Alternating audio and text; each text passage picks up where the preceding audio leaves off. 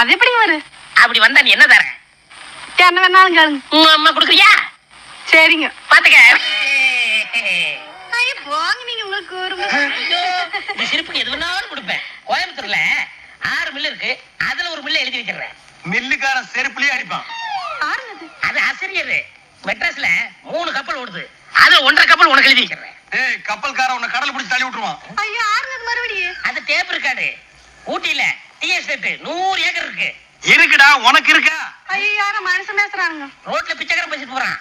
இதெல்லாம் எழுதி வச்சிருக்கேன் கண்டு. ஐயோ உங்க காரப்பல்ல பார்த்ததானே எனக்கு பயமா இருக்குது. அது எப்படி வந்தது? அத நான் சொல்றேங்க அர்ஜென்ட் சித்தி. இவன் ஒரு நாள் அவசரத்துல வர காப்பின்னு நினைச்சு தார் எடுத்து குடிச்சிட்டான். அதான் பல்லு கருப்பா போச்சு. என்ன மகனே, வீட்டுக்குள்ள வந்து சொல்லிட்டு வரக்கூடாது.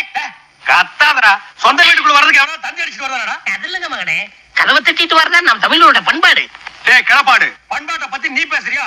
ஓங்கி கர்ணத்துல அப்புன உன் கரப்பல்லு காணாம போயிரும்டா. பல்லுல கரை இருக்கலாம், ஆனா மனசுல இருக்கக்கூடாது. ஐயோ, இவர் பெரிய ஷேக்ஸ்பியர் பிளாசபி எல்லாம் பேசாரு. எட்டிட்டு இருப்பானே மிஞ்சி போடுறேன். இதெல்லாம் கரை இல்லையா? சாரி சித்தி.